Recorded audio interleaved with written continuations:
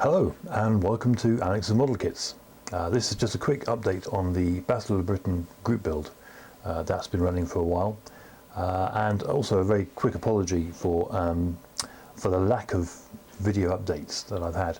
The last update I did was over a month ago, well, the reason it's going to be a quick update and the reason it's been such a long time is pretty much one and the same really, which is I haven't done a great deal. I've done a small amount on the cockpit area, and that's more or less it. I'll keep trying to kid myself, bearing in mind it's now the last week of October. I keep trying to kid myself that I'm going to get this done in time. I may yet. The optimist inside me says I may yet. Anyhow, the reason I haven't done very much so far is for a number of reasons, to be honest. I've changed jobs, which is excellent news because my old job was not one I enjoyed, and the new job is excellent, but it is very, very busy. It has there's a lot of work to do, and it's keeping me very busy, and that in turn is keeping me quite a long way off the modelling table, which is a shame. But there you go. It's a temporary thing for the time being, I think. I also had a few sort of other issues here and there. So my old car was legally declared more rust than car and no longer fit for European roads, so I had to find a replacement quickly, and that turned into a bit of a mission in itself. And I've had a few problems with email providers and so on going on. A lot of hassle messing about with various people trying to make them fix a problem that I knew was there and they couldn't quite see. Anyhow, that seems to be resolved now, so that's good. So yes, so that's all very good, and let's I'll just show you what I've done so far with the Spitfire build. The work so far has mainly been around the cockpit area. The first decision to make was whether to have the pilot in the cockpit or not. My initial plan was to have the cockpit empty, but that will cause a problem. In other kits I've used strips of masking tape to replicate the seat belts, but in the Spitfire the belts are attached not to the bulkhead that the seat is attached to, but to the next bulkhead back, and this kit does not provide that bulkhead, so there is nothing to attach any scratch-built seat belts to. For a while I did ponder making the missing bulkhead, but eventually decided that this would be beyond my skills, and so decided to use a pilot that comes with the kit. This doesn't actually solve the problem, but I think it fills the cockpit area with interest, and the seatbelt issue is less obvious. The cockpit console was given a coat of black satin, and then dial detail was picked out very lightly. Airfix do not provide a decal for this console, but it is well moulded and defined, and this helped a lot with painting the details. Something I've noticed in various parts of the kit is that many of the sprue gates are quite chunky, which means that they require a lot of attention with a sanding stick after they've been cut from the sprue. In between working on the cockpit, I've also made a start on a few sub-assemblies. The prop has been completed, with some light dry brushing to add a bit of weathering effect.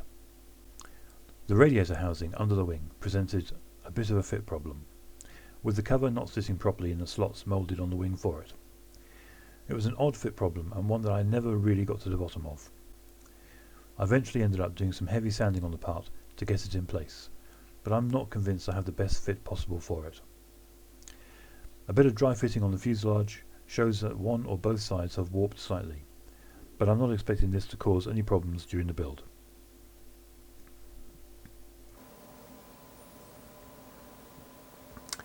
So there you go. Not very much, is it? As I said before, I keep trying to kid myself. The optimist inside me says I might get it done. I've got a week to go. I might get it done. I don't know. Who knows?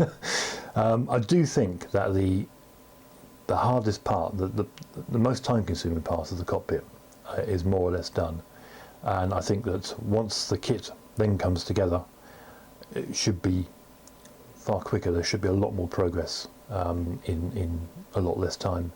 So who knows? I may yet get it done in time. We'll see. With regard to the other aircraft I was doing, the Hadley Page Hampton, that is coming along a little bit here and there. That's not too bad.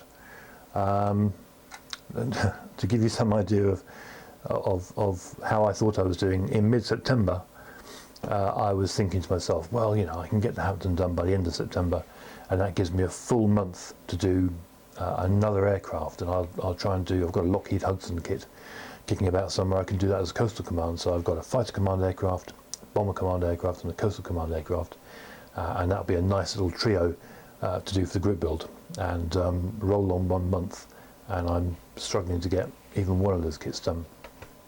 I do think the Hampton, of all the kits, I think the Hampton probably will get built in the time allotted, but I will try hard and get the Spitfire done as well. So there we are. There's the update. Not much, I know. Sorry about that, but you know, there we go. And hopefully, I will have an update for you next weekend at the end of the group build. Even if it's just to say nothing's been done, at least I will try and get an update out there to let you know how it's gone. So I hope you're all doing well with your builds. I hope you're doing better than I am, and I look forward to seeing completed builds. So that should be good. Okay, thanks very much. Thanks for watching, and goodbye.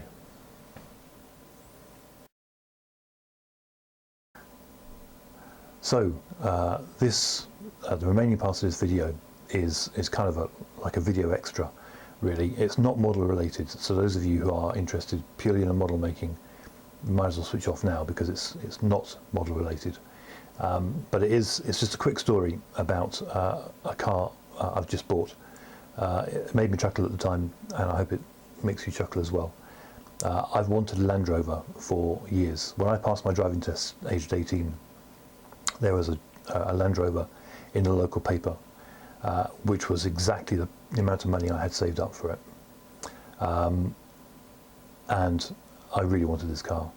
And everybody, all of my family and all of my friends, including several friends who are a few years older than me, had been driving a while and knew their way around cars. Everybody said, don't get Land Rover, Alex. You'll regret it. Don't get Land Rover. It's an absolute disaster. And so I didn't. And I always regretted it. Always regretted it. So, well, fast forward to now, to me, 30 years later.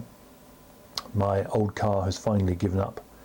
No matter how much money I've thrown at it, it's just no longer viable to keep going.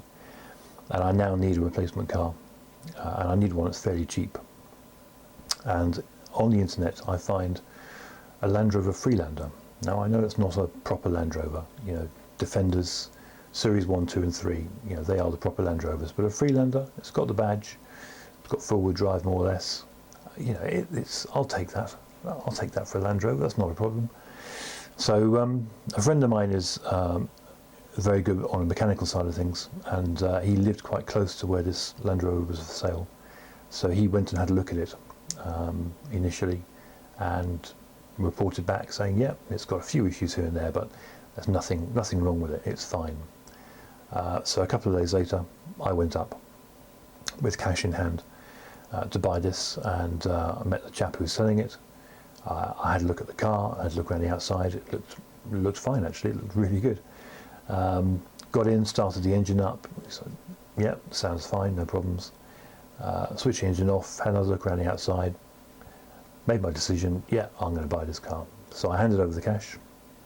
He wandered off. I got back in the driver's seat, started the engine up, and the battery went flat.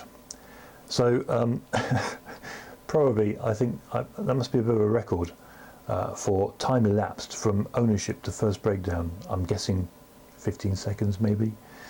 So there you are, the full Land Rover experience in 15 seconds. Get a Land Rover, have it break down. But that said, all fixed now, and I'm really enjoying it, so that's all good. So there you are, hope that'll make you chuckle, and I will see you at some point. Okay, thanks then, bye.